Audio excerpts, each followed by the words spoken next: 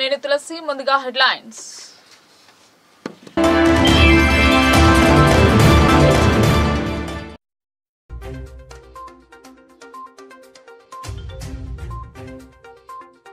మాదక ద్రవ్యాలపై ప్రత్యేక నిఘా పెంచాలి. జిల్లా స్థాయి మత్తు పదార్థాల నిరోధక కమిటీ సమీక్షలో కలెక్టర్ ఆదేశం.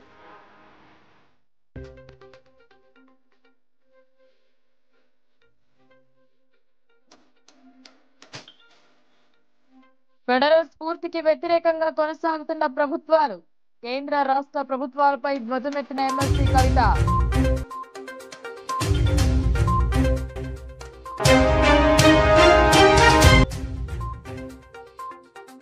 సమ్మె దిశగా ఆర్టీసీ కార్మికులు. నోటీస్ అందజేసిన యూనియన్ నాయకులు ఇచ్చిన హామీ నెరవేర్చడం లేదని ఆరోపణ.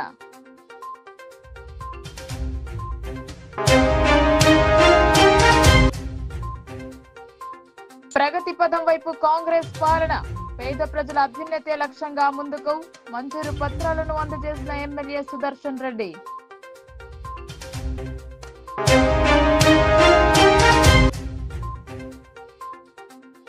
సనాతన ధర్మాన్ని కాపాడే బాధ్యత ప్రతి ఒక్కరిది.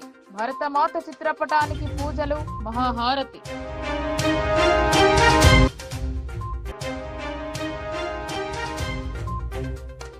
గంజాయి, క్లోరోఫామ్, అల్ఫాజోలం వంటి మాదక ద్రవ్యాలు మత్తు పదార్థాల నిరోధానికి సంబంధించిన గంజాయి, క్లోరోఫామ్, అల్ఫాజోలం వంటి మాదక ద్రవ్యాలు మత్తు పదార్థాల నిరోధానికి సంబంధిత శాఖల అధికారులు కలిసికట్టుగా కృషి చేయాలని కలెక్టర్ రాజీవ్ గాంధీ హనుమంతు ఆదేశించారు. మత్తు పదార్థాల రవాణా, విక్రయాలపై ఉక్కుపాదం మోపుతూ నిరంతరం నిఘాను కొనసాగించాలని అన్నారు. సమీకృత జిల్లా కార్యాలయాల సముదాయంలో కలెక్టర్ అధ్యక్షతన సోమవారం జిల్లా స్థాయి మాదక ద్రవ్యాల నిరోధక కమిటీ సమావేశం జరిగింది. బోధన్ శాసనసభ్యులు పి సుదర్శన్ రెడ్డి, నిజామాబాద్ అర్బన్ శాసనసభ్యులు ధన్పాల్ సూర్యనారాయణ హాజరై రూరల్ ఎమ్మెల్యే భూపతిరెడ్డి జిల్లాలో మాదక ద్రవ్యాల వినియోగం, రవాణా తదితర అంశాలపై కూలంకషంగా చర్చించారు. వాటి నియంత్రణకు చేపట్టాల్సిన చర్యల గురించి పోలీస్, ఎక్సైజ్, ఔషధ నియంత్రణ మండలి అధికారులకు కలెక్టర్, ఎమ్మెల్యేలు సూచనలు చేశారు. నిజామాబాద్ ను డ్రగ్స్ రహిత జిల్లాగా మార్చేందుకు అన్ని శాఖల అధికారులు సమన్వయంతో పనిచేయాలని సూచించారు. జిల్లాలో గంజాయి సాగు లేనప్పటికీ ఆంధ్ర, ఒడిశా సరిహద్దు ప్రాంతాల నుండి నిజామాబాద్ మీదుగా గంజాయిని అడపాదడపా మహారాష్ట్రకు స్మగ్లింగ్ చేస్తున్నందున గట్టి నిఘా ఉంచాలన్నారు. ముఖ్యంగా రోడ్డు, రైలు మార్గాల ద్వారా వీటిని రవాణా చేసే అవకాశాలున్నందున ఆర్టీసీ, రైల్వే అధికారులతో సమన్వయం పెంపొందించుకుని నిరోధక చర్యలు చేపట్టాలని, తనిఖీ కేంద్రాల వద్ద గట్టి నిఘా ఉంచాలని అన్నారు. గంజాయి విక్రయేతలను, దానిని వినియోగించే వారిని గుర్తించి కఠిన శిక్ష పడేలా కోర్టులకు సమగ్ర ఆధారాలు సమర్పించాలన్నారు. కల్తీ కల్లు తయారీ కోసం వినియోగించే అల్ఫాజోలం నిల్వలను వెలికి తీయాలని, మత్తు పదార్థాలు, మాదక ద్రవ్యాల వినియోగం వల్ల కలిగే అనర్థాల గురించి ప్రజలకు వివరిస్తూ విస్తృత స్థాయిలో అవగాహన కార్యక్రమాలు చేపట్టాలని అన్నారు. ముఖ్యంగా విద్యార్థులు వీటికి అలవాటు పడకుండా ఉండేందుకు వీలుగా కళాశాలలో క్రమం తప్పకుండా అవగాహన సదస్సులు నిర్వహించాలని కలెక్టర్ సూచించారు. మత్తు పదార్థాలకు అలవాటు పడిన వారిని ఆ వ్యసనం మానుకునేలా జిల్లా కేంద్రంలో డి అడిక్షన్ సెంటర్ ను ఏర్పాటు చేయాలని సమావేశంలో నిర్ణయించారు. ఈ మేరకు కలెక్టర్ తన ఛాంబర్లో డి అడిక్షన్ సెంటర్ ఏర్పాటుపై సంబంధిత అధికారులతో పాటు మానసిక వైద్య నిపుణులు డాక్టర్ విశాల్తో ప్రత్యేకంగా చర్చించారు. ఈ కేంద్రం ఏర్పాటు దిశగా తక్షణమే ప్రతిపాదనలు సిద్ధం చేయాలని అధికారులను ఆదేశించారు. ఈ సమావేశంలో excise deputy commissioner V Somireddy, Nizamabad ACP Rajavenkatareddy, excise enforcement సహాయ superintendent DCB Nayak, DMHO doctor Rajashri, జిల్లా సంక్షేమ అధికారిని రసూల్బీ, పోలీస్, ఎక్సైజ్, రవాణా, ఔషధ నియంత్రణ తదితర శాఖల అధికారులు పాల్గొన్నారు. సమీక్ష అనంతరం శాసనసభ్యులు సుదర్శన్ రెడ్డి, ధన్పాల్ సూర్యనారాయణ, భూపతిరెడ్డిలు మాట్లాడుతూ మాదక ద్రవ్యాలను పూర్తి స్థాయిలో నిర్మూలించడమే లక్ష్యమన్నారు. ఆ దిశగా రాష్ట్ర ప్రభుత్వం పనిచేస్తుందని తెలిపారు. గుర్తించిన వారికి కౌన్సిలింగ్ జరిపి మాదక ద్రవ్యాల వినియోగం లేని జిల్లాగా తీర్చిదిద్దుతామన్నారు. ల్యాండ్ ఆర్డర్, డ్రగ్స్ కంట్రోలింగ్, దాని ఇష్యూ మెయిన్ అదే, దాని గురించి మాట్లాడాను. ఈ విధంగా ఎక్కడెక్కడికి వెళ్ళి సప్లై అయితే ఏ విధంగా కంట్రోల్ చేయాలా, ఏ విధంగా కౌన్సిలింగ్ చేయాలా, పనిషబుల్ ఫీజ్ కానీ పనిషబుల్ పీరియడ్ కానీ ఎక్కువ చేయాలని మెయిన్ దాని మీద చర్చ. ఎలాంటి వాతావరణంలో తీసుకొస్తున్నారు? సొసైటీని మొత్తం చెడగొడుతుంది కదా ఈ డ్రగ్స్ తోటి. ముఖ్యంగా మన జిల్లాలో, మన టౌన్లో కానీ గంజాయి మేజర్గా ఉంది. అనేక స్కూళ్ళ దగ్గర, కాలేజీల దగ్గర, ఇతర కొన్ని సెంటర్లు పోలీస్ వాళ్ళు ఫైండ్ అవుట్ చేసిండ్రు. అక్కడ కొద్దిగా సీరియస్గా ఇంకా ఎక్స్ట్రా టీం పెట్టి కావాలంటే ఎవరైతే కనుగొంటారో, ఎవరైతే గంజాయి వాడే వాళ్ళు ఉన్నారో వారికి స్ట్రిక్ట్గా పనిష్మెంట్ ఇస్తే ఇతర సొసైటీలో ఇంకో వాళ్ళకు మెసేజ్ పోతుంది. పోలీసు రెవెన్యూ అండ్ ఇతర డిపార్ట్మెంట్లు అందరూ కూడా కలిసి పనిచేయాలి. దాని విషయంలో అవసరం అనుకుంటే అంటే మెడికల్ డిపార్ట్మెంట్ వాళ్ళకు కూడా చెప్పడం జరిగింది. ముఖ్యంగా ఈ మెడికల్ షాపులలో ఏదైతే గత ప్రభుత్వాలు నిర్లక్ష్యంతో అన్ని వ్యవస్థలు చెడగొట్టిన తర్వాత ఆఖరి లాస్ట్కు యువకులు డ్రగ్స్ కానీ గంజాయిలు కానీ సేవించడం జరుగుతూ ఉంది. మన దగ్గర మహారాష్ట్ర కానీ ఇతర ప్లేస్ నుంచి వస్తూ ఉన్నాయి. కేసులు చేసినా ఇంకా వస్తున్నాయని చిన్న చిన్న పాకెట్లు అమ్ముకుంటూ కొన్ని కిరాణా షాపులలో పాన్ షాపులలో కూడా అమ్ముతూ ఉన్నాయి. దాన్ని ఈరోజు మేము 3 ఎమ్మెల్యేస్ అదేవిధంగా ఆల్ పోలీస్ డిపార్ట్మెంట్, ఎక్సైజ్ డిపార్ట్మెంట్కి ఏం ప్రాబ్లమ్స్ ఉన్నాయి, ఆ కేసులు చేయడానికి ఏం కావాలి మీకు అనే డిస్కషన్ చేసినాం. ఎక్కడైతే డ్రగ్స్ కానీ ఏదైతే మెడికల్ షాపులలో అవి కూడా అమ్మడానికి వీలు లేకుండా చేసినామని చెప్తా ఉన్నారు కన్సల్ట్ అధికారులు. అదేవిధంగా గంజాయి కూడా కొన్ని ఏరియాల్లో బాగా సేల్ చేస్తూ ఉన్నారని చెప్తా ఉన్నారు. దాన్ని రేపు దొరికిన తర్వాత కౌన్సిలింగ్ చేసుకుంటూ ఎవరైతే తీసుకొచ్చి అమ్మిటైనని కొనుక్కొని మళ్ళీ పబ్లిక్ ఇచ్చేవాళ్ళని పిల్లలకు కానీ భాగంగా ఏదైతే ఇప్పుడు మన రాష్ట్ర ప్రభుత్వం చాలా సీరియస్గా తీసుకున్నది, మరి దానికి స్పెషల్గా ఒక ఐజీ లెవెల్ ఆఫీసులు కూడా పెట్టి దానికి అంతా ఇన్ఫ్రాస్ట్రక్చర్ పెట్టిన విషయం మీకు అందరికీ కూడా తెలుసు. అయితే మన జిల్లాలో ఇప్పుడు కాంగ్రెస్ పార్టీ అధికారంలోకి వచ్చిన తర్వాత మరి చాలా 90% డ్రగ్స్ అవన్నీ కూడా తగ్గినాయి. కానీ స్టిల్ ఇంకా స్మాల్ క్వాంటిటీలో ఇంక్రీజ్ ఉందని, అది కూడా తల్లిదండ్రులు తెలియకుండా పిల్లలు ఇంకా వాడుతుండని, దీన్ని మొత్తం కూడా అసలు 0 లెవెల్లో తీసుకురావాలా. మరి పిల్లలకు కూడా ఈవెన్ అవసరం ఉంటే ఒక డీఅడిక్షన్ సెంటర్స్ పెట్టి గవర్నమెంట్ హాస్పిటల్లో కానీ ఇంకా వేరే దగ్గర ఇప్పుడు పెట్టేసి వాళ్ళందరూ కూడా కౌన్సిలింగ్ చేసి పేరెంట్స్ కూడా ఇన్ఫార్మ్ చేసి ఇవన్నీ కూడా మొత్తం అంటే డ్రగ్స్ అనేది 0 అవైలబిలిటీ ఉండాలి అన్నదే ప్రధాన లక్ష్యం. ఇవాళ దాని గురించే ఈ సివిల్ పోలీస్ వాళ్ళతో మరి ఎక్సైజ్ వాళ్ళతో కూడా పెద్ద సుదర్శన్ రెడ్డి గారి ఆధ్వర్యంలో రివ్యూ చేయడం జరిగింది. అందరికి వాళ్ళకి స్ట్రిక్ట్గా ఇన్స్ట్రక్షన్స్ ఇవ్వడం జరిగింది. సో 80%లో భారత రాజ్యాంగంపై తెలంగాణ జాగృతి ఆధ్వర్యంలో సెమినార్ నిర్వహించారు. ఎమ్మెల్సీ కవిత కీలక వ్యాఖ్యలు చేశారు. ఫెడరల్ స్ఫూర్తిలో కేంద్ర ప్రభుత్వానికి ఏం పని, కింద స్థాయిలో పథకాలు అమలు చేయాల్సిందే రాష్ట్ర ప్రభుత్వాలు కాదా అని ప్రశ్నించారు. భారత రాజ్యాంగం సెమినార్ లో ఎమ్మెల్సీ కవిత మాట్లాడుతూ, కేంద్ర మంత్రి బండి సంజయ్ మాట్లాడుతూ కేంద్ర ప్రభుత్వం నుంచి తెలంగాణ రాష్ట్రానికి ఒక్క ఇల్లు కూడా మంజూరు చేయమన్నారు. ఇది రాష్ట్రాల హక్కులను హరించడం కాదా అని నిలదీశారు. బాధ్యతాయుతమైన కేంద్ర మంత్రి పదవిలో ఉండి మీకు ఒక్క ఇల్లు కూడా ఇవ్వము అనే మాట మాట్లాడుతున్నారు అంటే రాజ్యాంగంలో ఉన్న ఫెడరల్ స్ఫూర్తి ఏవైనట్లు అని ఆందోళన వ్యక్తం చేశారు. బండి సంజయ్ వ్యాఖ్యలను తీవ్రంగా ఖండిస్తున్నామన్నారు. కేంద్రంలో ఏ పార్టీ అధికారంలో ఉన్నా రాష్ట్రాల హక్కులను హరించే అధికారం వాటికి లేదన్నారు. పాకెట్ డైరీలా కాంగ్రెస్ అగ్రనేత రాహుల్ గాంధీ రాజ్యాంగాన్ని పట్టుకుని తిరుగుతున్నాడని, దేశమంతా తిరుగుతూ రాజ్యాంగాన్ని కాపాడాలని అంటున్నారు. దీనిని తను తెలంగాణకు స్వాగతిస్తున్నా అని స్పష్టం చేశారు. అధికారంలో ఉన్న తెలంగాణలో ముందు కాపాడండి అని హితవు పలికారు. రాజ్యాంగ విలువలని తుంగలో తొక్కే ప్రభుత్వాలు ఉన్న ఈ సందర్భంలో విద్యార్థులు ఈ కార్యక్రమాన్ని చేయడాన్ని నేను మనస్ఫూర్తిగా స్వాగతిస్తున్నానని కవిత స్పష్టం చేశారు. మేము కేంద్ర ప్రభుత్వం నుంచి మీకు ఒక్క ఇల్లు కూడా ఇయ్యం అని అన్నారు. వాళ్ళెవరు కేంద్ర ప్రభుత్వం వచ్చి ఇల్లు కట్టచ్చా? ఇక్కడ నిజంగా ఉందా? ఫెడరల్ స్పిరిట్లో కేంద్ర ప్రభుత్వానికి ఏం పని ఉంటుంది? రాష్ట్రాలలో కింద స్థాయిలో ఇల్లు కట్టాల్సిన వాళ్ళు, పథకాలు చేయాల్సిన వాళ్ళు రాష్ట్ర ప్రభుత్వాలు ఉంటాయి తప్పితే ఇంకోటి కాదు. అంటే ఇవాళ ఒక బాధ్యతాయుతమైన ఎంపీగా ఉండి, మంత్రిగా ఉండి మేము ఒక్క ఇల్లు కూడా మీకు ఇవ్వమని మాట్లాడేటటువంటి పరిస్థితి వచ్చిందంటే మరి రాజ్యాంగంలో ఉన్నటువంటి ఫెడరల్ స్ఫూర్తి ఏమవుతుందో దయచేసి విద్యార్థి మిత్రులంతా కూడా ఆలోచించుకోవాల్సినటువంటి అవసరం ఉన్నది. అట్లా అనేకమైనటువంటి సందర్భాల్లో మనం చూస్తుంటాం. రాజ్యాంగానికి ఫెడరలిజంకి వ్యతిరేకంగా మాట్లాడుతూ ఉంటారు. వీటిని మనం ఎప్పటికప్పుడు ఖండించాలి, ఎప్పటికప్పుడు అర్థం చేసుకోవాలి. ఎందుకంటే వదిలేసుకుంటూ పోతే అవి పెద్దగా అయిపోతాయి, తర్వాత ఏం చేయలేని పరిస్థితి ఉంటుంది. సో ఇవాళ బండి సంజయ్ గారు మాట్లాడినటువంటి వాక్యాల్ని మాత్రం మేము తీవ్రంగా ఇక్కడ ఖండిస్తూ ఉన్నాం. ఇక్కడ రాష్ట్రంలో ఏ ప్రభుత్వం ఉన్నదన్నది, ఏ పార్టీ అధికారంలో ఉన్నదన్నది పక్కన పెడితే కేంద్ర ప్రభుత్వానికి రాష్ట్రాల యొక్క హక్కుల్ని హరించడానికి మాత్రం ఎటువంటి ఆస్కారం లేదు, ఉండకూడదు. అది రాజ్యాంగబద్ధంగా రాష్ట్రాలకే ఉన్న హక్కు అని మరొకసారి ఇక్కడ మేము ప్రకటిస్తాం. ఆర్టీసీ కార్మికులు సమ్మెకు సై అంటూ సంస్థ ఎండీ సజ్జనార్కు లేఖ అందించారు. ప్రభుత్వం ఎలాంటి ప్రత్యామ్నాయ మార్గాలను అన్వేషిస్తుంది? సమ్మె నోటీసు తీసుకున్న ఎండీ కార్మికులకు ఎలాంటి భరోసా ఇవ్వబోతున్నారనేది ప్రస్తుతం సస్పెన్స్ గా మారింది. ఉద్యోగులు సమ్మెలోకి వెళ్తే మహిళల ఉచిత ప్రయాణంపై ఎలాంటి ప్రభావం చూపుతుందనేది ప్రభుత్వానికి సవాల్గా మారింది. గత తెరాస ప్రభుత్వ హయాంలో ఆర్టీసీ కార్మికులు వారి న్యాయపరమైన హక్కుల కోసం 50 రోజులకు పైగా సమ్మె చేశారు.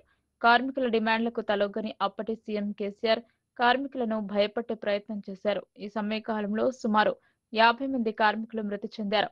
ప్రభుత్వ పరంగా అండగా ఉండాల్సిన సీఎం కార్మికులను భయభ్రాంతులకు గురి చేస్తూ ఉద్యోగాల నుండి తొలగిస్తూ సస్పెన్షన్ ఆర్డర్ ఇచ్చారు.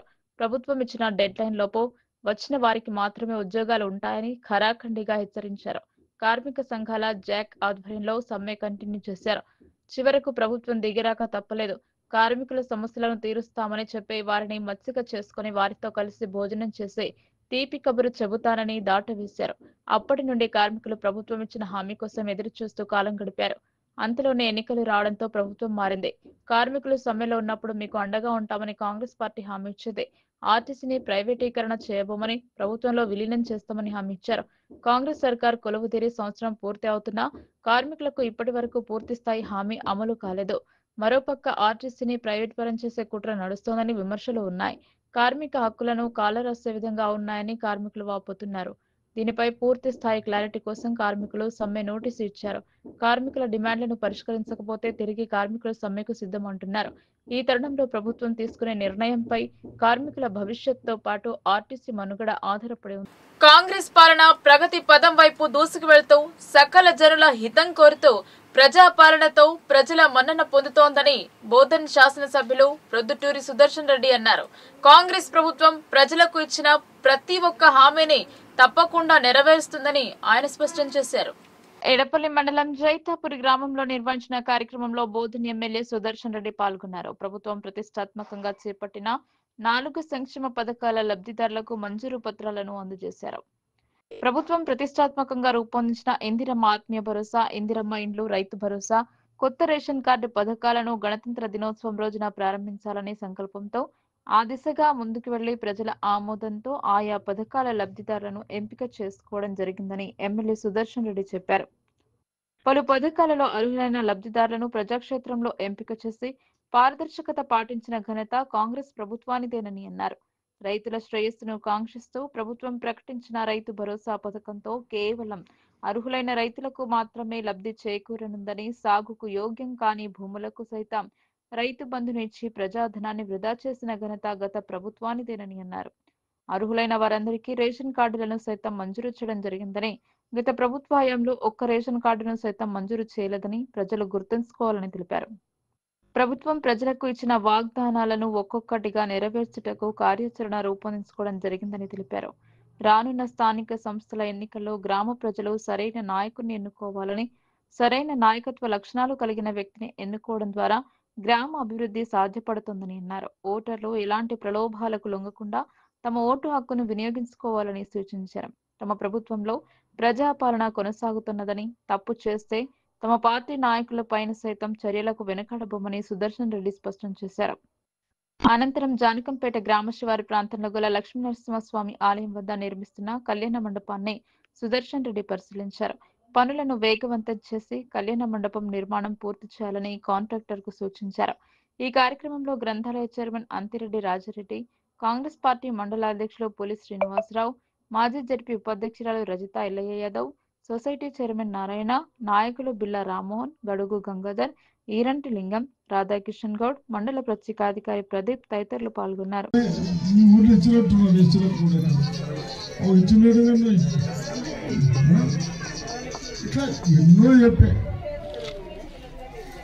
ఎక్కడైనా చేసిండు ఏమన్నా? మళ్ళా ఎందుకు చెప్తున్నా అంటే ఇంత ఇప్పుడు ఓట్లే లేవు. వాస్తవాలు గమనించాలి. రైతులు కానీ, యువకులు కానీ, మా మహిళా సోదరులు కానీ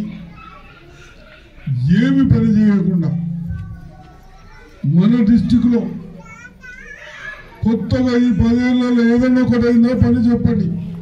రైతులకు కానీ, చదువుకునే పిల్లలకు కానీ, మీ వ్యవసాయదారులకు లిఫ్ట్లు కానీ, ప్రాజెక్టు కానీ ఏమైనా ఏమీ కాదు. ఒక హాస్పిటలా, ఒక పిల్లవాడికి నౌకరా, ఏమీ లేదు. కానీ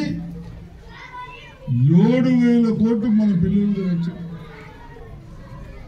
దానికి అడ్డి నెలకు 6,500 రూపాయలు అడ్డు కడతా ఉన్నాం. దేనికి? వాడు దరిద్రులు పైసలు తీసుకున్నాడు, మనకు 1 రూపాయి వెనకరాలి. ప్రాజెక్టు కట్టిండు, ఆ డీళ్ళు వస్తున్నాయి. కానీ మనం అన్ని కట్టవలసి వస్తుంది. మనకు గింత వస్తే మనకి దానికే సగం కంటే ఎక్కువ పోతుంది. 30% కంటే ఎక్కువ దానికే పోతాము. అయినా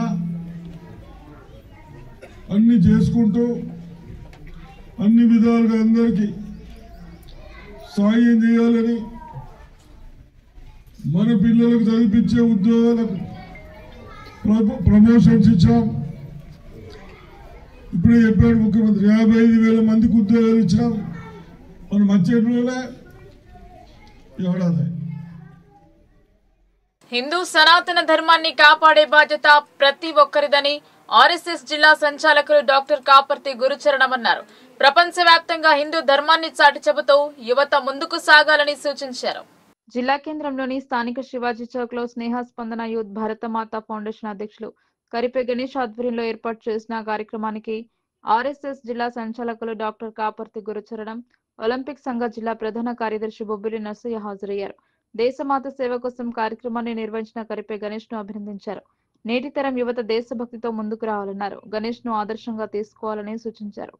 భారతమాత చిత్రపటానికి ప్రత్యేక పూజలు నిర్వహించి మహాహారతి కార్యక్రమాన్ని అత్యంత వైభవంగా నిర్వహించారు. ఈ సందర్భంగా ముఖ్య అతిథులు ఆర్ఎస్ఎస్ జిల్లా సంచాలకులు డాక్టర్ కాపర్తి గురుచరణం మాట్లాడుతూ, ఎంతో పవిత్రమైన హిందూ సనాతన ధర్మాన్ని ప్రతి భారతీయుడు పాటిస్తూ హిందుత్వాన్ని ప్రపంచ నలుమూలలా చాటి చెప్పాలన్నారు. అలాగే భారతదేశ కీర్తి ప్రతిష్టలను భారతమాత బిడ్డలమైన మనము భావితరాలకు దేశం యొక్క ఔన్నత్యాన్ని పాఠ్య పుస్తకాలలో పొందుపరిచి దేశం కోసం ప్రాణత్యాగాలు చేసిన వారిని యావత్ భారతదేశ ప్రజలు స్మరించుకునేలా యువత కృషి చేయాలని పేర్కొన్నారు. ఎందుకుగాను భరతమాతను పూజిస్తూ హిందువుల ఐక్యతను చాటి చెప్పాలని తెలిపారు. ఈ మహాహారతి కార్యక్రమంలో స్నేహ స్పందన యూత్ భారతమాత ఫౌండేషన్ అధ్యక్షులు కరిపే గణేష్ కృషిని డాక్టర్ బొబ్బిలి నర్సయ్య ప్రశంసించారు. ఈ కార్యక్రమంలో గంగుని గంగాధర్, యూత్ సభ్యులు గంట మహేష్, నందు, ప్రసాద్, భీమన్న, ప్రభాకర్, సంపత్, రమేష్ తదితరులు పాల్గొన్నారు.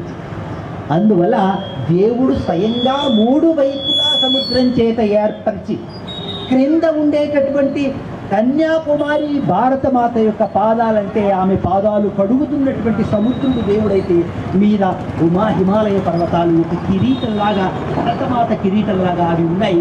హిమాలయ పర్వతాలు ఒక పెట్టని కోడల్లాగా లేదా కోటల్లాగా ఉన్నాయి. మిగతా దేశాల్లో, చైనా లాంటి దేశాల్లో, చైనా వాళ్ళు మనకి ఉపగ్రహంలోంచి కనిపిస్తుందట.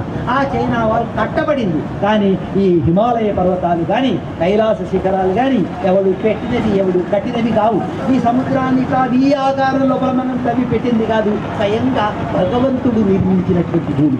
దేవభూమి అన్నాం మనం. ఎందుకు దేవభూమి అంటే దేవుడు ఇక్కడనే అవతారాలు వేశాడు. అమెరికా వాడొచ్చో, ఇరాన్ వాడొచ్చో, ఇరాక్ వాడొచ్చో మా దగ్గర కృష్ణుడు పుట్టాడండి వాళ్ళు చెప్పరు. వాళ్ళు చెప్పరు. ఆ చెప్పరు పుట్టడానికి అవకాశం లేదు. పుట్టేది ఇక్కడే ధర్మ రక్షణ కొరకు, దుష్ట శిక్షణ కొరకు ఇక్కడ పుట్టాడని మనం చూస్తున్నాం. కాబట్టి దేవభూమి అన్నాం. ఋషి భూమి అంటే ఋషులు ఈ విధంగా కుంభమేళ మనం చూస్తున్నాం. కోట్లాది మంది భక్తులు స్నానం చేస్తున్నారు. రేపు మౌని అమావాస్య నాడు ఒక 10 కోట్ల మంది స్నానాలు చేస్తారు. ఆ వీధుల్లో చూస్తే లక్షలాది మంది సాధువులు పోతున్నారు బూడిదలు పూసుకుని. వీళ్ళందరూ రైల్వే స్టేషన్లలో కనపడలే, ఎయిర్పోర్టుల్లో కనపడలే, బస్ స్టేషన్లో కనపడలే, రోడ్ల మీద కార్లలో కనపడలే. అట్లా వర్షంలో వస్తున్నారు, స్నానం చేస్తున్నారు. వీళ్ళందరూ ఎక్కడ పోతున్నారు? ఒక్క నిజామాబాద్లో అక్కడ బస్వా లక్ష్మీ నరసింహ గార్డెన్ లోపల శివ పురాణం ప్రవచనం జరుగుతోంది. ఒక 2000 మంది ఉన్నారు. అది పూర్తయింది అనుకోండి, రోడ్డు అంతా జామ్ అయిపోతుంది. ఎక్కడక్కడ వాహనాలు, మోటార్ సైకిళ్ళు, మనుషులు, స్కూటర్లు, కార్లు, కానీ అక్కడ ఏమీ జామ్ లేదు. కాబట్టి భగవంతుడు ఋషుల కొరకు ఏర్పరిచినటువంటి భూమి. ఎటువంటి ఋషులు అంటే, నేను ఈ వ్యాపారం చేస్తా, పిల్లల్ని చూసుకుంటూ నేను ఇక్కడ సంపాదిస్తా అనేటటువంటి కోరికలు కోరకుండా హిమాలయ పర్వతాల్లో ఎక్కడో ఒకక్కడ సర్వాన్ని త్యజించి కేవలం భగవంతుని కొరకు, సత్యాన్వేషణ కొరకు తపస్సు చేసేటటువంటి ఋషులు ఉన్నారు. కాబట్టి దీన్ని మనం ఋషి భూమి అన్నాం. అటువంటి పుణ్యభూమిలో జన్మించడం మన అదృష్టం. అందుకే మనం ఇక్కడ జన్మించడం దేని కొరకంటే మంచి కార్యం చేయడానికి మనకి అవకాశం ఉంది. ఇంతకుముందు అక్కడ స్వామి చెప్పాడు, అక్కడ విని వస్తున్నాను. కాశీకి వెళ్తే అన్ని పాపాలు పోతాయి అంటే మనము అక్కడ పోయి కొత్త పాపాలు చేయాలట. కాశీ విశ్వనాథుడు మనం ఏది చేస్తే దాన్ని 1000 రెట్ల ఫలితం ఇస్తాడట. చిన్న పుణ్యకార్యం చేస్తే 1000 రెట్ల పుణ్యం ఇస్తే, చిన్న పాపం చేస్తే 1000 రెట్ల పాపం ఇస్తాడు. పవిత్ర భూమి అన్నాం, భారత భూమి అన్నాం. ఈరోజు 76వ గణతంత్ర దినోత్సవ సందర్భంగా స్థానిక శివచౌక్ నందు స్నేహస్పందన యూత్ ఆధ్వర్యంలో, అదేవిధంగా భారత మాత ఇందూర్ ఫౌండేషన్ నిజామాబాద్ జిల్లా వారి శాఖ ఆధ్వర్యంలో భారత మాతకు పూజ, అదేవిధంగా భారత మాతకు ఆరతి కార్యక్రమం గలదు. ఈ కార్యక్రమంకు ఇక్కడ శివాజీ చౌక్ నుండి నలుముక్కల నుండి నవయువకులు ఈరోజు భారత మాత ఆరతి కార్యక్రమంలో పాల్గొనడం జరిగింది. ఇది మా యూత్కు చాలా సంతోషకరమైన విషయము. ఏదైతే స్వామి వివేకానంద అన్నాడో, ఈరోజు భారతదేశానికి ఇనుప కండరాలు, ఉక్కు నరాలు, వజ్ర సంకల్పం గల యువశక్తి భారతదేశానికి ఇస్తే నేను భారతదేశాన్ని ప్రపంచంలో మొదటి స్థానం ఉంచుతానన్న అతన్ని ఆదర్శంగా తీసుకొని ఈరోజు ఈ స్నేహస్పందన్ యూత్ ఆధ్వర్యంలో ఈ మహా ఆరతి కార్యక్రమం చేయడం జరిగింది. దీనికి ప్రధాన వక్తగా వచ్చిన శ్రీ గురుచరణ్జీ గారు భారత మాత విశిష్టత గురించి ఈరోజు శివచౌక్ నుండి ఆ ప్రాంత పరిసరాల అందరికీ చాలా చక్కగా నేర్పించడం జరిగింది. అతన్ని స్ఫూర్తిగా తీసుకొని ఈరోజు ఏదైతే కిషన్ రెడ్డి గారు నెక్లెస్ రోడ్లో కేంద్ర మంత్రి వర్యులు కిషన్ రెడ్డి గారు కేంద్ర మంత్రి వర్యులు నెక్లెస్ రోడ్లో భారత్ మాత ఆరతి కార్యక్రమం గలదు. అదే స్ఫూర్తిని తీసుకొని భవిష్యత్తులో స్నేహస్పందన యూత్ మరియు భారత మాత ఫౌండేషన్ ఆధ్వర్యంలో భారత మాత ర్యాలీ కార్యక్రమం కూడా చేయడం జరుగుతుంది. అదేవిధంగా ఈరోజే మేము స్నేహస్పందన యూత్ ఆధ్వర్యంలో గ్రంథాలయ శాఖ వారితో అనుమతి తీసుకొని ఇదే విధంగా ఇక్కడికి వచ్చిన ప్రధాన వక్తలు, ప్రధాన వ్యక్తుల నుండి సాయం తీసుకొని శివాజీ చౌక్ నందు ఒక గ్రంథాలయంని ఏర్పాటు చేయడం జరుగుతుంది. ఆ గ్రంథాలయంలో భారతదేశ చరిత్ర, భారతదేశ విశేషాల గురించి ఒక రూమ్ని అద్దెకు తీసుకొని గ్రంథాలయం ఏర్పాటు చేసుకుందామని చెప్పి ఈరోజే మేము సాయంత్రం మీటింగ్లో ఏర్పాటు చేసినాము. స్థానిక శివాజీ చౌక్ నందు గ్రంథాలయ వారి జిల్లా అధ్యక్షులతో మాట్లాడి గ్రంథాలయాన్ని కూడా ఏర్పాటు చేస్తాము. అదేవిధంగా భవిష్యత్తులో భారతదేశ ర్యాలీని కూడా, భారత మాత ర్యాలీని కూడా పెద్దగా చేస్తామని ఈ సందర్భంగా తెలియజేశారు. గణతంత్ర దినోత్సవ వేడుకలను పురస్కరించుకుని ఏర్పాటు చేసిన సాంస్కృతిక ప్రదర్శనలు ఆకట్టుకున్నాయి. సందేశాత్మక నాటికలు, నృత్యాలు అలరించాయి.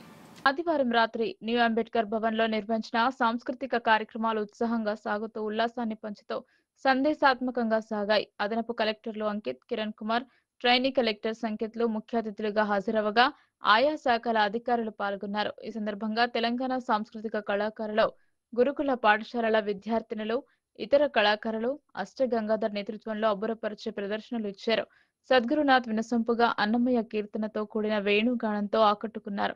కుమారి రిద్ధి ఎంతో కష్టతరమైన శాస్త్రీయ నృత్యాన్ని ఎంతో అలవోకగా ప్రదర్శించి ఆహుతుల మన్ననలు అందుకున్నారు. చిన్నారి విభశ్రీ మహిళా ఐపీఎస్ అధికారినిగా సమాజంలోని దుష్టశక్తుల భరతం పట్టేలా చేసిన నృత్య ప్రదర్శనకు కరాతాళ ధ్వనులు మిన్నంటాయి. ప్రభుత్వ SC hostel, minority residential school కు చెందిన బాలికలు ఆలపించిన గేయాలు, నృత్యాలు మంత్రముగ్ధులను చేశాయి. నేటి సమాజంలో అనేక చోట్ల జరుగుతున్న భ్రూణ హత్యలు, మహిళలు, యువతులపై అఘాయిత్యాలు, గృహహింస, యాసిడ్ దాడులు తదితర సంఘటనలను తమ ప్రదర్శనల ద్వారా కళ్లకు కట్టినట్టు వివరిస్తూ వాటిని ఎలా ధైర్యంగా ఎదుర్కోవాలనే అంశాలను సాంస్కృతిక ప్రదర్శనల ద్వారా తెలియపరిచారు. టీఎస్ఎస్ కళాకారులు చూడచక్కని నాటిక ద్వారా భిన్నత్వంలో ఏకత్వాన్ని చాటి చెప్పారు. ఇలా ప్రతి కార్యక్రమం, గేయాలు వేటికవే తన ప్రత్యేకతను చాటుతూ సందేశాత్మక అంశాల ద్వారా అందరినీ ఆలోచింపచేశాయి. సాంస్కృతిక కార్యక్రమాలు ప్రదర్శించిన కళాకారులు చిన్నారులను అభినందిస్తూ మొమెంటోలు, శాలువాలతో సత్కరించారు. ఈ కార్యక్రమంలో Nizamabad RDO Rajendra Kumar, DIEO Ravikumar, DPRO Padmashri, సమాచార శాఖ ఉప కార్యనిర్వాహక engineer Umesh Chandra, deputy DMHO doctor Tukaram, వివిధ శాఖల అధికారులు, విద్యార్థులు, మహిళలు, యువకులు పాల్గొన్నారు. బాన్స్వాడలోని ఎస్ఆర్ఎన్కే డిగ్రీ కళాశాల సిల్వర్ జూబ్లీ వేడుకలను ఫిబ్రవరి 23వ తేదీ ఆదివారం రోజున నిర్వహించేందుకు నిర్వహణ కమిటీ సమావేశం ఏర్పాటు చేయడం జరిగింది. ఈ సమావేశంలో కళాశాల కమిటీ సభ్యులు, సిబ్బంది, పూర్వ విద్యార్థులు అందరూ విజయవంతం చేయాలని రాష్ట్ర వ్యవసాయ సలహాదారులు, ప్రస్తుత శాసనసభ్యులు పోచారం శ్రీనివాసరెడ్డి తెలిపారు. సిల్వర్ జూబ్లీ వేడుకలకు ఎస్ఆర్ఎన్కే కళాశాల సిద్ధమవుతోంది. ఫిబ్రవరిలో జరిపే వేడుకలకు ముందస్తుగానే ప్రణాళికను సిద్ధం చేస్తున్నారు. ఈ సందర్భంగా శాసనసభ్యులు పోచారం మాట్లాడుతూ ఎస్ఆర్ఎన్కే కళాశాల ఏర్పాటు చేసిన నుండి ఇప్పటి వరకు ఈ కళాశాలలో 25,000 మంది విద్యార్థులు పట్టభద్రులు కాగా అందులో సుమారుగా 20,000 మంది విద్యార్థులు వివిధ శాఖల్లో ఉద్యోగాలు సాధించారని చెప్పారు. ఎస్ఆర్ఎన్కే డిగ్రీ కళాశాలను ఒక కల్పవృక్షంగా అభివర్ణించారు. తెలంగాణలోని 5 మంచి కళాశాలలలో బాన్స్వాడ ఎస్ఆర్ఎన్కే డిగ్రీ కళాశాల ఒకటి అని అన్నారు. ఈ కార్యక్రమంలో అగ్రో ఇండస్ట్రీస్ చైర్మన్ కాస్టా బాలరాజ్, కళాశాల సిబ్బంది, పూర్వ విద్యార్థులు, స్థానిక నాయకులు తదితరులు పాల్గొన్నారు. మొదటి బ్యాచ్ వాళ్ళు, సెకండ్ బ్యాచ్, థర్డ్ బ్యాచ్ వాళ్ళు కూడా ఈ కళాశాల చదువుకున్న వారు ఉన్నారు. వారి సహకారం సంపూర్ణం కావాలి. మనమందరం కూడా ఇందులో ఇన్వాల్వ్ కావాలి. టెంటేటివ్లీగా ఫిబ్రవరి 23 తారీఖు నాడు సిల్వర్ జూబ్లీ ఫంక్షన్ జరుపుకున్నారని ఒక డేట్ నిర్ణయించుకున్నాం. 23 ఫిబ్రవరి ఆదివారం. ఈ కళాశాలలో రఫ్గా లెక్క తీస్తే 25,000 మంది పట్టభద్రులు అయ్యారు ఈ కాలేజీలో.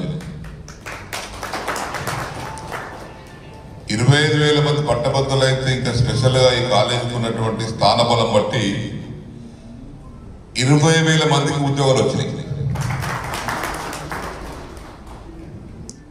20,000 మందికి వివిధ రంగాలలో ఉద్యోగాలు వచ్చినాయి.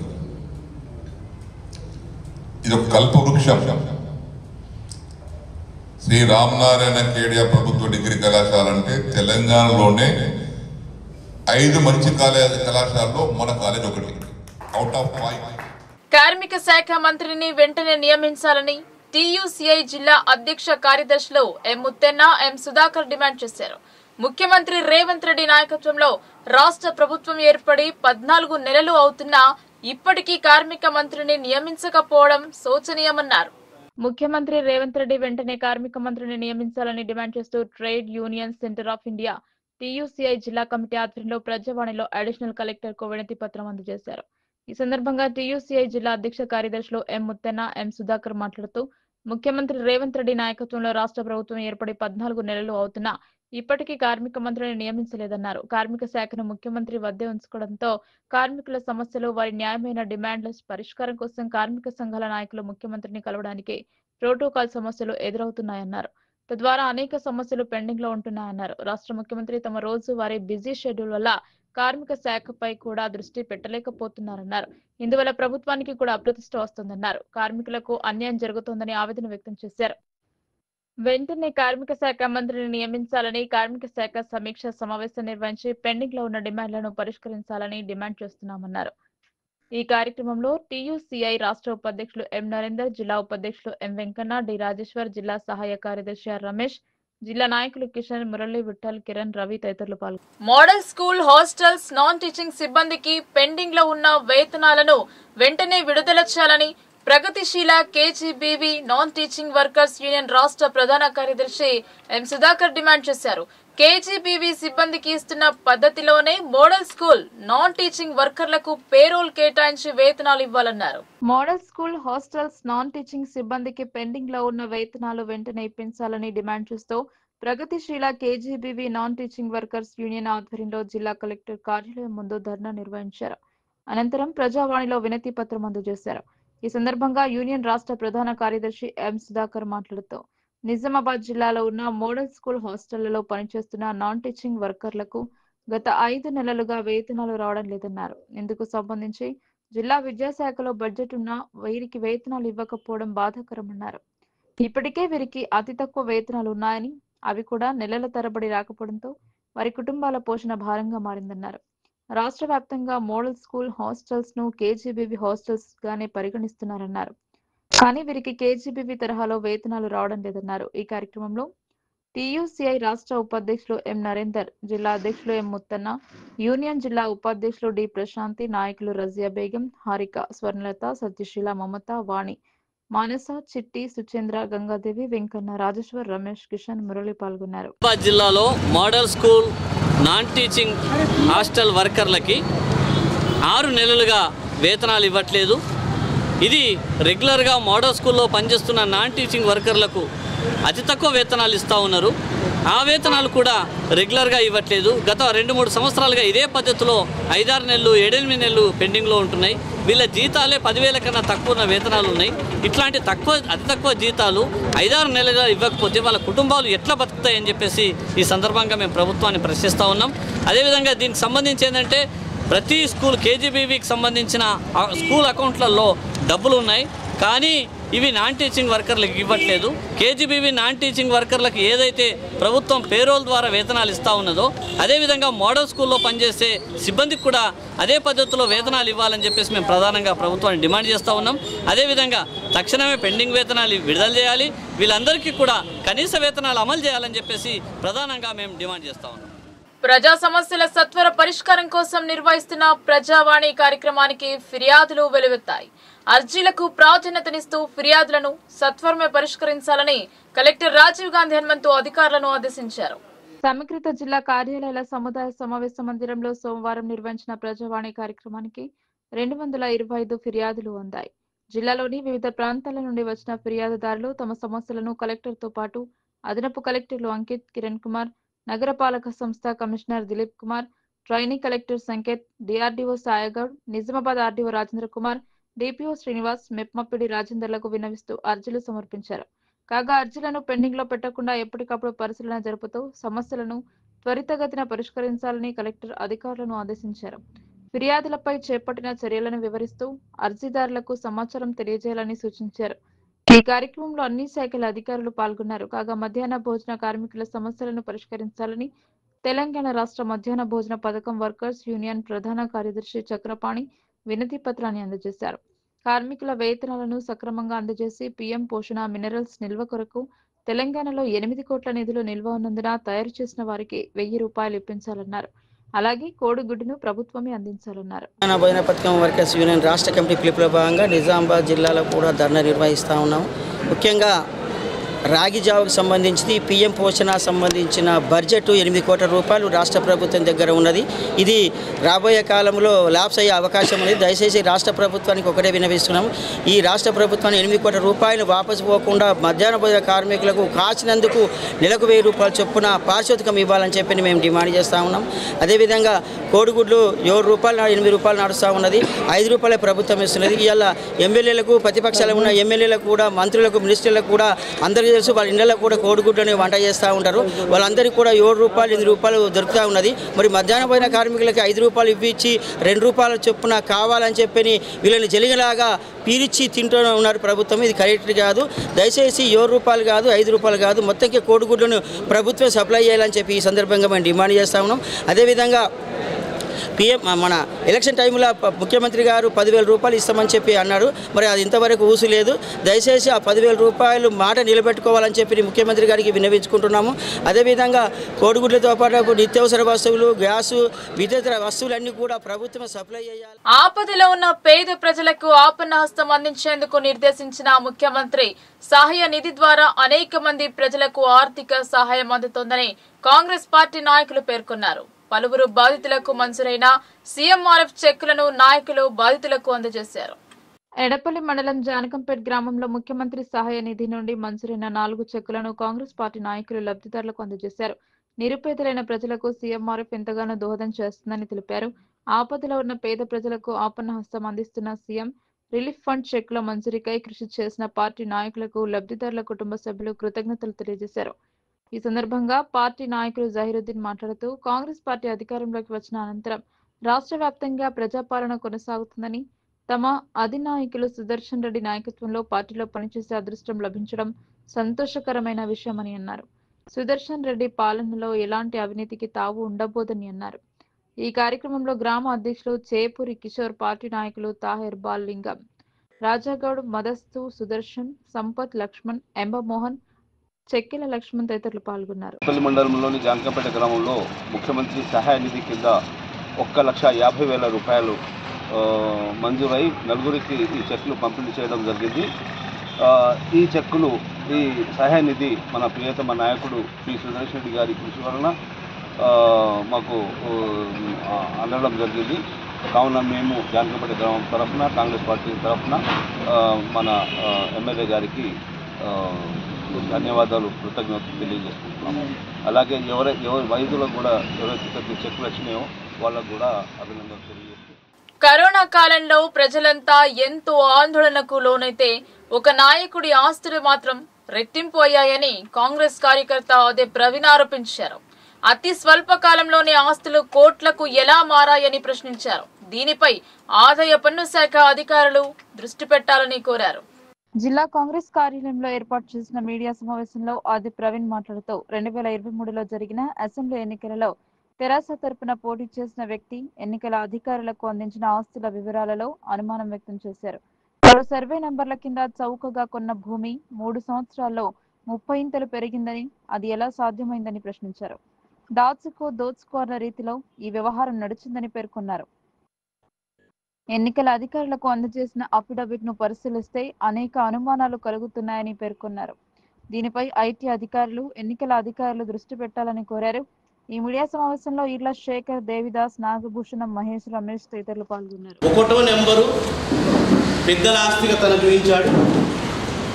2వ నెంబర్ వచ్చేసి మాక్లూరు శివారులో సర్వే నెంబర్ 995 ఆస్తి. ఈ ఆస్తిని అది 20 గుంటలుగా ఉంది. దానిని తన 75,300 రూపాయలకు కొన్నాడని చూపించాడు. మన కేసీఆర్ గారు ఏం చెప్తారు, నేను వచ్చిన నుంచి 7 ఎకరాలు కూడా భూమి 30 లక్షలకు 25 లక్షలకు తక్కువ లేదని చెప్పాడు. అంటే 30 లక్షల కాడికి వేసుకున్న 20 గుంటల భూమి దగ్గర 15 లక్షల రూపాయలు అయితే, కానీ తిన 75,300 మాత్రమే కొన్నాడట. ఎప్పుడు 29/4/2019 నాడు. అదే ఆస్తి తిన్న ఎన్నికల అఫిడవిట్కి వచ్చేసరికి ఈ ఆస్తి ఏమైపోయిందనంటే 2023 సిరికొండ అభివృద్ధి కోసం నిజామాబాద్ రూరల్ ఎమ్మెల్యే భూపతి రెడ్డి నిధులు మంజూరు చేశారని మండల కాంగ్రెస్ అధ్యక్షులు బాకారం రవి తెలిపారు. మండల పరిధిలోని వివిధ గ్రామాలకు నిధులను మంజూరు చేయడం పట్ల కాంగ్రెస్ శ్రేణులు హర్షం వ్యక్తం చేశారు.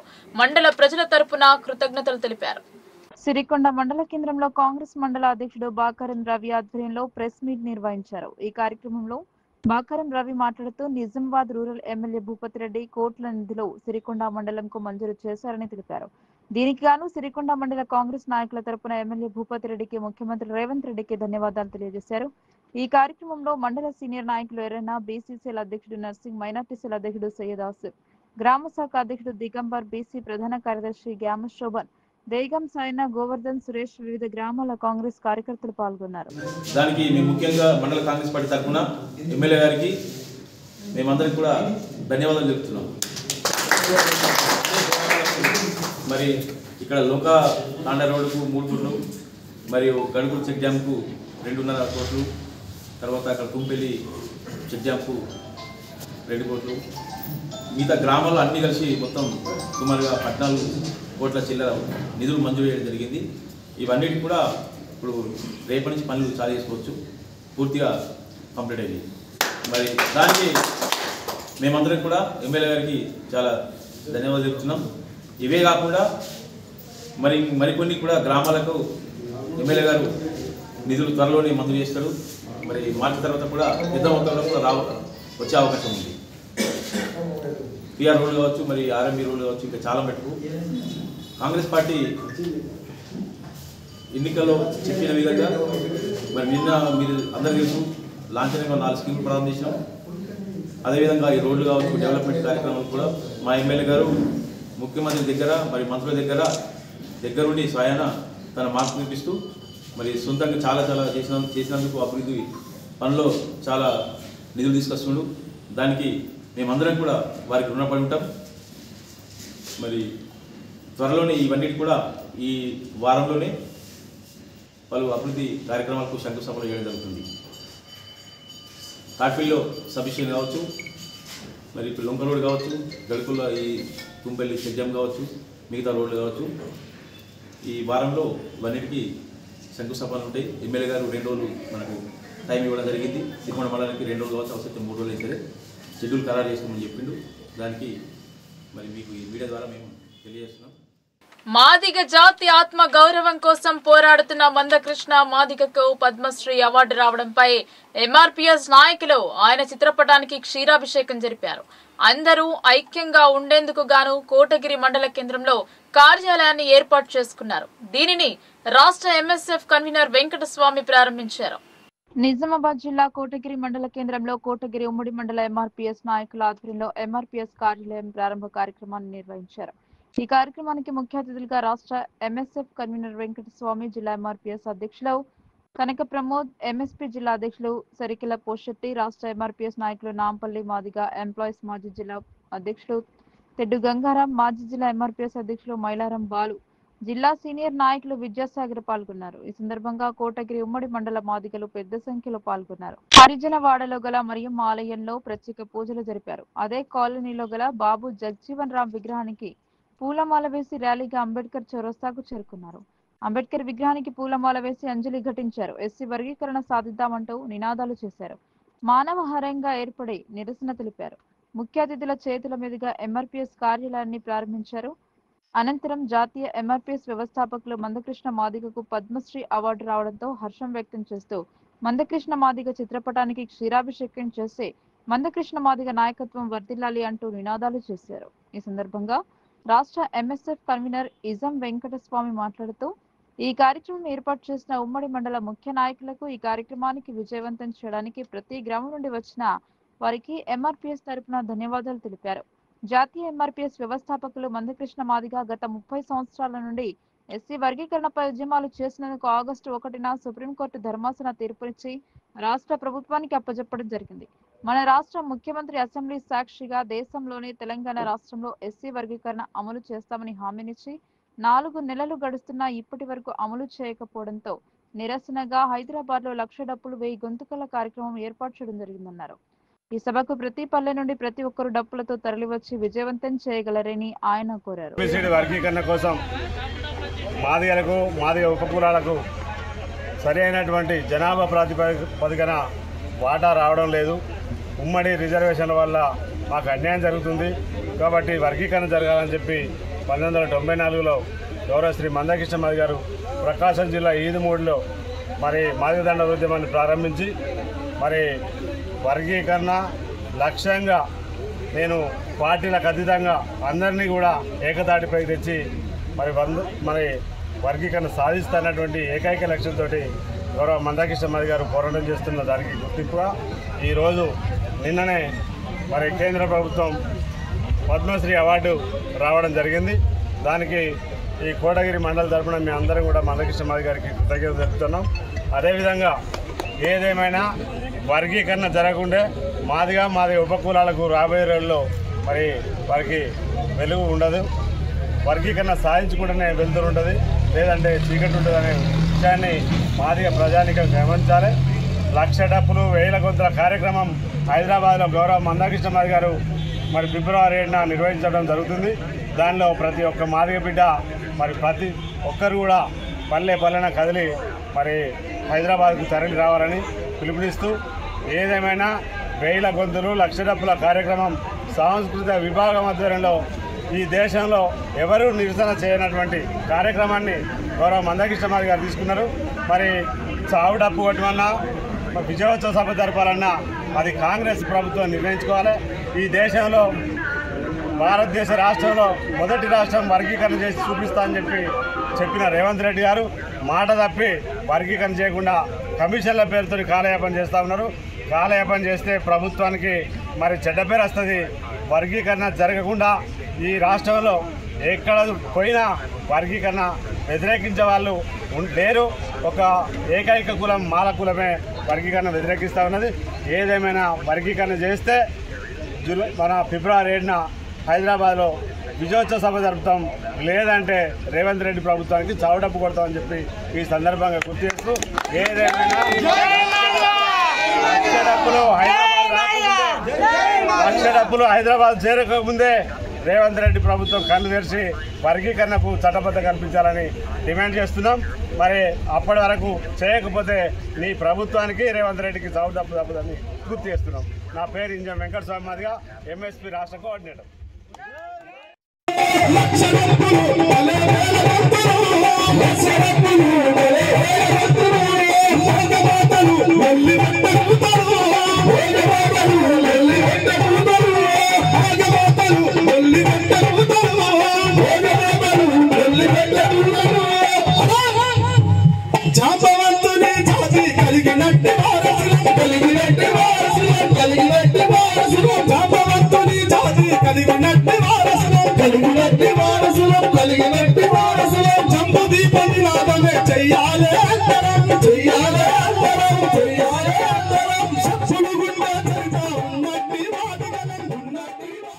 సిఎస్ఐ చర్చ్ లో జరిగిన అవకతవకలపై విచారణ జరపాలని రాపెల్లి బాబీ ప్రసాద్ కోరారు.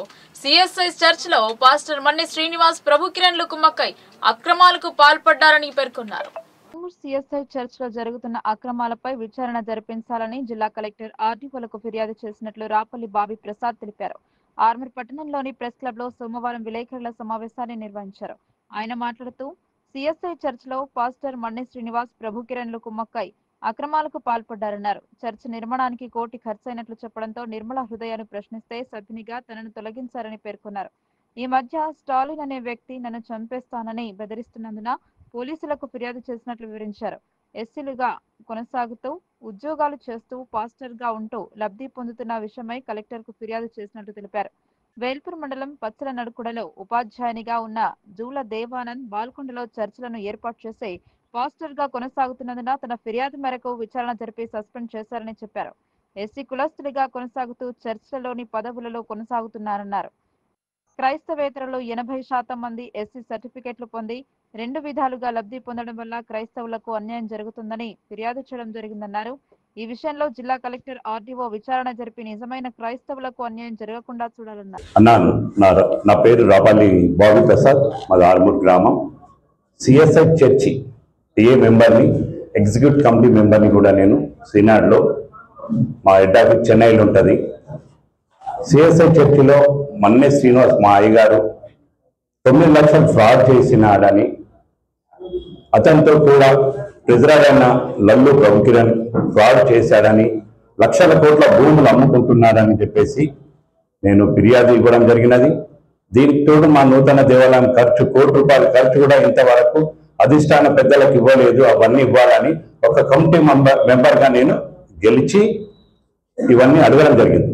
ఈ విషయాన్ని తప్పు త్రోవ పట్టించి మా అధిష్టాన పెద్దల్ని, అక్కడ ఎగ్జిక్యూటివ్ కమిటీ వారికి ఇష్టం అన్నట్టు నా మీద లేనిపోని పుట్టించి నన్ను సస్పెండ్ చేయించారు. నన్ను సస్పెండ్ చేపిస్తే నేను హైకోర్టుకు వెళ్ళడం జరిగింది. హైకోర్టులో కేసు ఉన్నదని చెప్పేసి నేను నిశ్శబ్దంగా ఉన్నాను.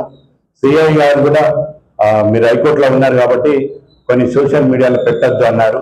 నన్ను అన్ని గ్రూప్లలోకి వెళ్ళి, మా సిఎస్ఐ చర్చి గ్రూప్లలోకి వెళ్ళి నన్ను తీసేసినందుకు, నేను సొంత మీడియా వాడినందుకు సార్ చెప్పినప్పటి నుండి నేను ఎక్కడ కూడా ఏం చేస్తలేను. కానీ ఇదే అదనని చెప్పేసి వీళ్ళ సన్నిహితుడైన స్టాలిన్ మొన్న 24వ తారీఖున నాకు ఫోన్ చేసి బెదిరించడం జరిగేది. నాకు ఎందుకు చేసినావని నేను అడుగుతా ఉంటే కూడా అతను, అరే నీకు దమ్ముంటే నేను ఎస్సీని, నన్ను సస్పెండ్ చేపి, నా భార్య గవర్నమెంట్ జాబారు అని అన్నారు. కొంతమంది నేను గవర్నమెంట్ జాబ్ అంటే ఎస్సీ సర్టిఫికేట్ కలిగిన వాళ్ళు 2 విధాలుగా లబ్ధి పొందుతున్నారని చెప్పేసి అటు చర్చ్ పాస్టర్ గా మరియు ఇటు క్రిస్టియన్స్ గా, గవర్నమెంట్ టీచర్స్ గా ఉద్యోగాలు చేస్తున్నారని చెప్పేసి వీళ్ళ మీద కూడా నేను 6వ తారీఖున, మొన్న జనవరి 6వ తారీఖుని నేను కలెక్టర్ గారికి రిపోర్ట్ ఇవ్వడం జరిగింది. ఆ రిపోర్ట్ ద్వారా వాళ్ళు ఎంక్వైరీ చేసి అతన్ని సస్పెండ్ చేయడం జరిగింది. ఆ సస్పెండ్ ఫోటో చూసుకొని నన్ను చంపేస్తా, నీ ఇంటికి వస్తా, ఎక్కడున్నావు అని చెప్పి బెదిరించడం జరిగింది. ఇదంతా రిపోర్టర్ అయిన గుమ్మడి శంకర్, అతను మా చర్చి మెంబర్, అని చెప్పుకుంటూ చర్చిలో ఉన్న నిజమైన క్రైస్తవులను బెదిరించడము, ఈయన ఇంకా ఇప్పుడు గుమ్మడి శంకర్ ప్లస్ వచ్చేసి ప్రభు కిరణ్, నిర్మల ఉదయ్, వీళ్ళ లెక్కలు అడిగినందుకు వీళ్ళు ఇతన్ని పురమాయించి నాకు ఫోన్ చేయడం జరిగింది. ఆయన ఇంతకుముందే ఒక హత్య ప్రయత్నంలో జైలుకి వెళ్ళొచ్చిండు. అప్పటి నుండి ఇతను రౌడీ షీట్ చేయడము, చాలా మందిని బెదిరించడం చర్చిలో చేస్తున్నాడు. నువ్వు నాకు చేయదని కూడా నేను ఈ విషయంపై అతని చెప్పడం జరిగింది. ఆయనకు చేయకు, నాకు ఫోన్ చేయకంటే కూడా పదే చేసి ఇది రెండోసారి. ఇంతకుముందు కూడా 1 year కింద బెదిరించిండు. ఎవరేమి అమ్ముకుంటే నీకెందుకు అట్లా ఇట్లా అని. నేను డైరెక్ట్ అతను నన్ను బెదిరించి చంపేస్తామని బెదిరిస్తున్నాడు. ఈ విషయంపై స్థానిక పోలీసు వారికి కూడా నేను రిపోర్ట్ చేశాను. కలెక్టర్ దగ్గరికి వెళ్తే కూడా ఆర్డీఓ గారికి, ఎంఆర్ఓ గారికి చెప్పడం జరిగింది. దయచేసి ఇప్పటికైనా మరి మీడియా మిత్రుల ద్వారా నేను మిమ్మల్ని అందరినీ కోరుకుంటున్నాను. అయ్యా కలెక్టర్ గారు, ఆర్డీఓ గారు, సిఐ గారు, మరి ఎంఆర్ఓ గారు, దయచేసి మా చర్చ్ పైన ఎంక్వైరీ ఇవ్వండి. నిజమైన క్రైస్తవులకు మేలు చేయండి. అబద్ధమైన క్రైస్తవులు చాలా మంది ఉన్నారు, ప్రభుత్వ ఉద్యోగం చేస్తున్నారు. 1991 రూల్స్ ప్రకారం ఎవరు కూడా చర్చిలలో, ట్రస్టులలో ఈ ప్రభుత్వ ఉద్యోగం కలిగిన వారు కీలక పదవులు చేయొద్దు. కానీ వీరు చేయిస్తున్నారు. ఏంది ఇదంటే నువ్వేందుకు అంటున్నారు? 2 లక్షల జీతం. ఆర్మూర్ నియోజకవర్గ కాంగ్రెస్ పార్టీ ఇన్ఛార్జ్ వినయ్ రెడ్డిపై అసత్య ఆరోపణలు మానుకోవాలని market committee chairman Saibaba Goud అన్నారు. ఆరోపణలు మాని అభివృద్ధికి సహకరించాలన్నారు. ఆర్మూర్ నియోజకవర్గం అభివృద్ధికి నిధులు మంజూరు చేయించి అభివృద్ధికి తోడ్పడాలని ఆర్మూర్ కాంగ్రెస్ శ్రేణులు సూచించారు. లేనిపోని అబద్దాలు, ఆరోపణలు చేయకుండా ఎమ్మెల్యే స్థాయి మర్చిపోకూడదని market committee chairman Saibaba Goud సూచించారు. సోమవారం ఆర్మూర్ ప్రెస్ క్లబ్ లో పాత్రికేయుల సమావేశం నిర్వహించారు. ఈ సందర్భంగా ఆయన మాట్లాడుతూ మాజీ శాసనసభ్యుడు ఆసనగారి జీవన్ రెడ్డి నియోజకవర్గ కాంగ్రెస్ పార్టీ ఇన్ఛార్జ్ పొద్దుటూరు వినయ్ కుమార్ రెడ్డిలపై ఆరోపణలు చేయడం సరికాదన్నారు. నాయకుని లక్షణం ప్రతిపక్షాలు ఎన్ని పార్టీలైనా నేరుగా లేదా ఫోన్లో అభివృద్ధికై మాట్లాడుకోవడం తప్పు కాదన్నారు. బీజేపీగా గెలిచి టీడీపీ పార్టీ నారా లోకేష్ ను ఎందుకు కలుసుకుంటున్నారని ప్రశ్నించారు. ఎవరో ఒకరు తప్పుడు సమాచారం ఇస్తే వాటిని ఇతర పార్టీలపై ఆరోపణలు చేయడం సరికాదన్నారు.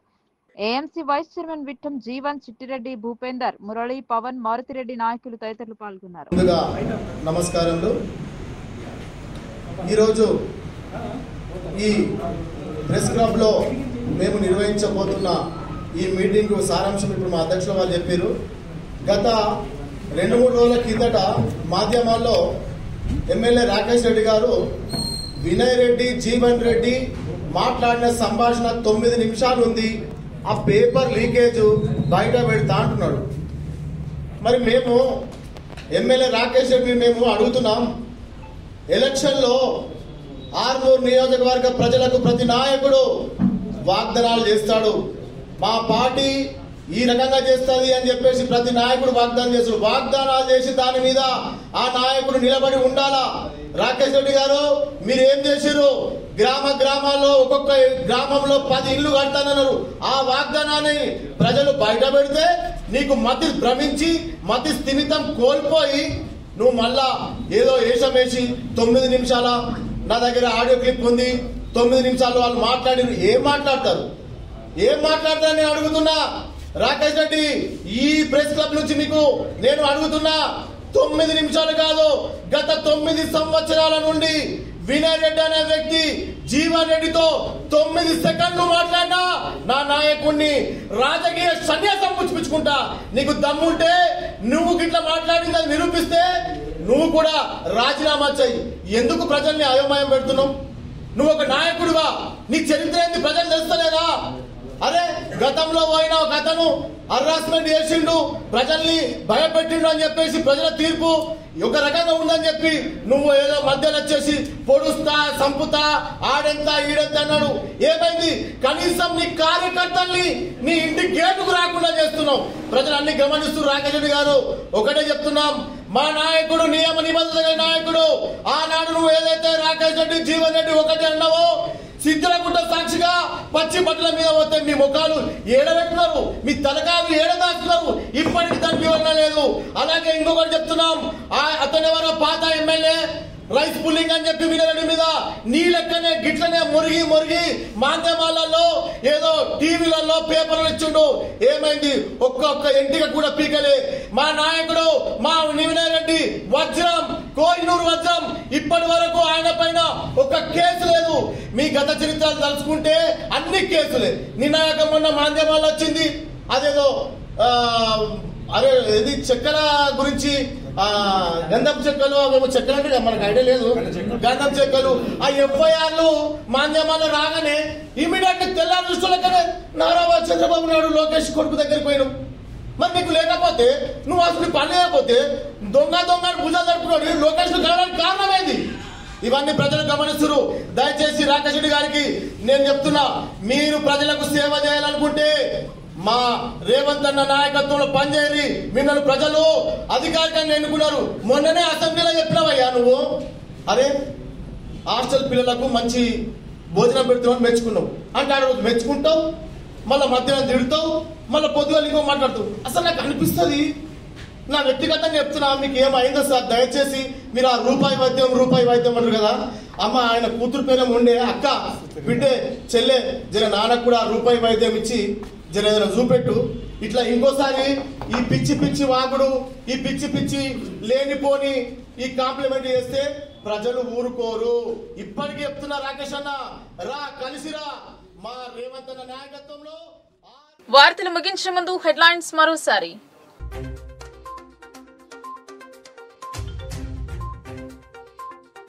మాదక ద్రవ్యాలపై ప్రత్యేక నిఘా పెంచాలి. జిల్లా స్థాయి మత్తు పదార్థాల నిరోధక కమిటీ సమీక్షలో కలెక్టర్ ఆదేశం.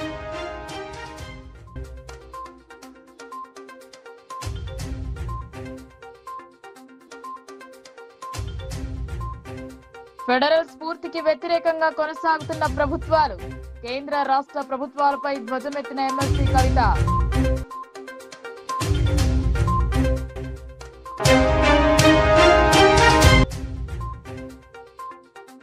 సమ్మె దిశగా ఆర్టీసీ కార్మికులు నోటీస్ అందజేసిన యూనియన్ నాయకులు ఇచ్చిన హామీ నెరవేర్చడం లేదని ఆరోపణ.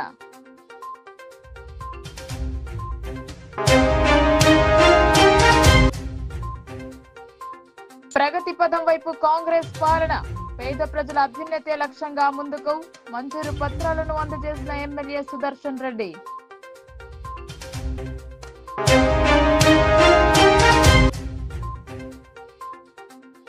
సనాతన ధర్మాన్ని కాపాడే బాధ్యత ప్రతి ఒక్కరిది. భరతమాత చిత్రపటానికి పూజలు, మహాహారతి.